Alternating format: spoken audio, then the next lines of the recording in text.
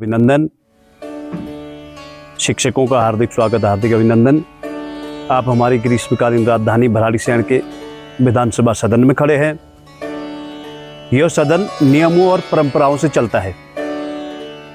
हमारी देश की लोकसभा, हमारी राज्यसभा, हमारे अन्य प्रदेशों की विधानसभाएं, जिन प्रदेशों में विधान परिषद है उन प्रदेशों की विधान परिषद, इनका जो शुरू होने का समय होता है प्रातः 11 बजे विधानसभा, लोकसभा और अन्य विधानसभाएं शुरू होती हैं।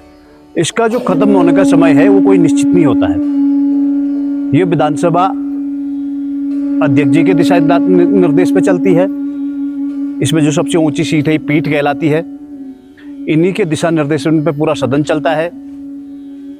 सदन 11 बजे से शुरू होता है, तो मैंने आपको बोला कि खत्म होने का कोई समय नहीं है। जैसे सदन शुरू हुआ, अध्यक्ष जी ने सदन को शुरू किया और सदन में कोई व्यवधान उत्पन्न हो गया तो इसलिए उनको सदन उसी समय स्थगित करना पड़ता है। तो इसलिए शुरू होने का तो समय है लेकिन खत्म होने का कोई समय नहीं है।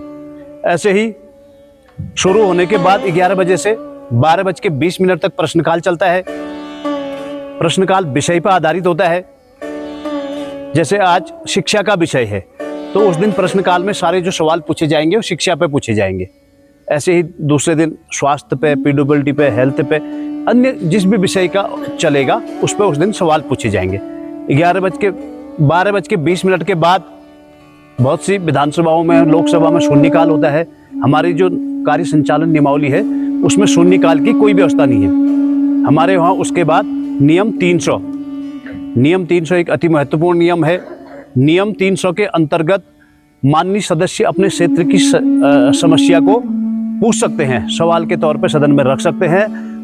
उस नियम पे सदन में कोई चर्चा नहीं होती। उस नियम पे सरकार की ये बाध्यता होती है कि संबंधित सदस्य को 1 महीने के अंदर उसका जवाब देना होता है। जो भी सवाल सदस्य द्वारा पूछा गया उसका जवाब देना होता है। सवाल स्वीकार करना स्पीकर के हाथ में है। जितने भी लोग अपने नियम 300 के अंदर अपने सवाल पूछेंगे, उनके किस सवाल को लेना है वो स्पीकर तय करेंगे कि किस विधायक का हमें जवाब देना है, कौन से क्षेत्र की समस्या अति महत्वपूर्ण है, उस पर सवाल जवाब होते हैं। उसके बाद सदन के औपचारिक कार्य, विधेयक प्रस्तावना के बाद नियम 58 सबसे अति महत्वपूर्ण सदन का एक आकर्षण नियम है, जिसके तहत सिर्फ उसमें सबसे ज्यादा बड़ी जोर शोर से चर्चा होती है।